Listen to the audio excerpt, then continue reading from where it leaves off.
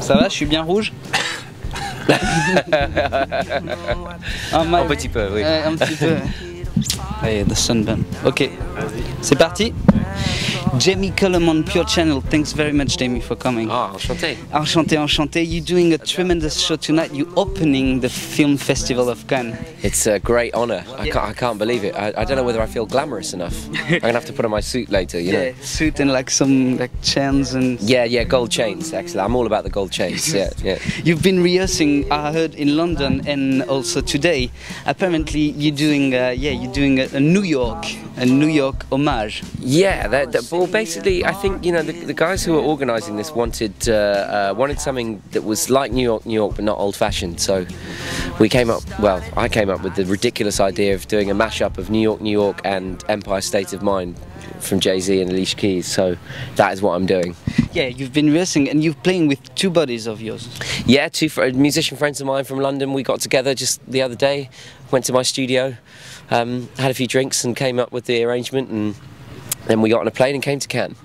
I heard you're a big fan of movies, and of course a big fan of Woody Allen too. Oh, yeah, Bob De Niro, of course. But tonight you'll be playing in front of Woody Allen. How do you feel about that? Oh, Woody.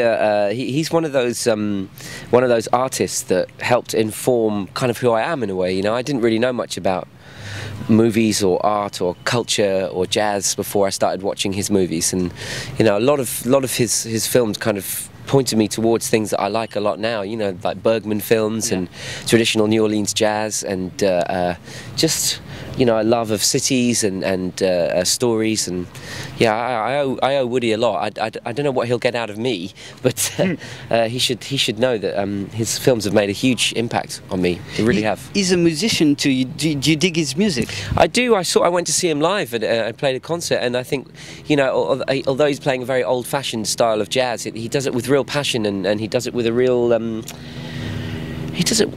love and some skill too. Yeah, he's really good at the clarinet. You're doing some kind of mixed covers tonight.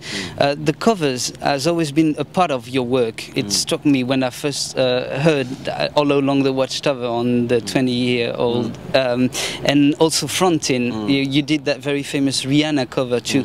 What is your pleasure in doing covers? Changing everything? It's kind of taking something that is really familiar to everyone and messing with it, so you don't immediately, when someone listens to it, they don't immediately know that it is the song they're listening to, but it gradually reveals itself over the course of the tune, and I think it kind of turns people's heads upside down, and that's a really good opportunity to improvise, because I think a lot of people who don't understand jazz, they don't understand the concept of improvising and what the point of it is. And I think when you do it with something really familiar and really popular, like a Rihanna tune, for example, it's more likely that a young person is going to kind of understand a bit of what jazz is about. Do you have feedbacks of the musicians you take the covers? Yeah, all of them, apart from Hendrix and Jeff Buckley, of course, because they weren't alive. Maybe Bob Dylan. And, well, that's true. Rihanna said that she loved the cover, although Don't Stop the Music is her least favourite song of hers.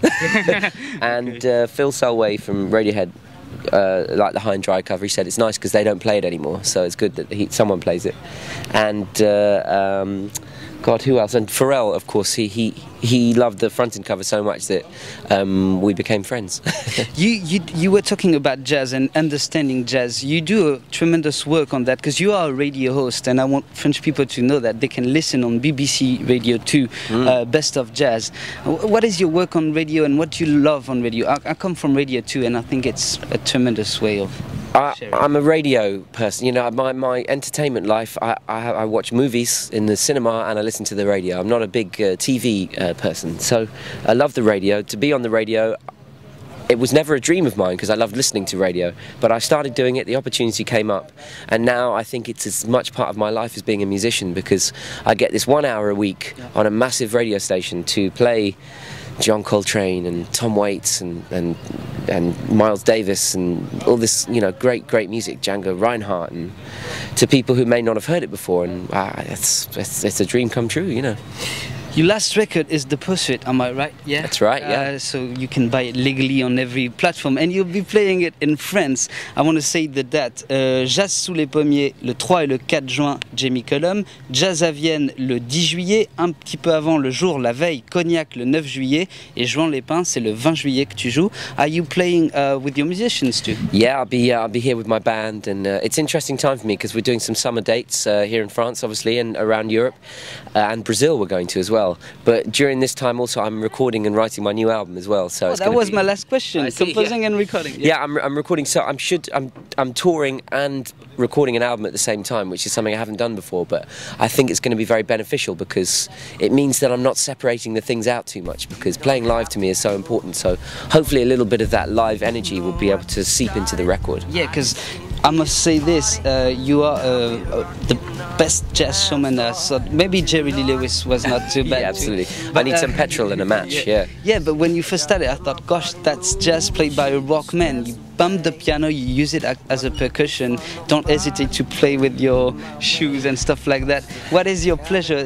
You always been like that? Well, if I could play like Herbie Hancock, then I wouldn't have to use my bum on my feet. So, but no, I come from a rock and roll background. I played in more rock bands when I was growing up, so a lot of that kind of seeped into my love of jazz, really. So it's just it's two personalities fighting it out to make music together. And the new record will be full of the live energy, I guess. I hope so, yeah. Thank you very much, Jimmy. Thank you. It's been a pleasure. Thank you so much. And enjoy. Maybe tonight after your show for some drinks. Without a shadow of a doubt.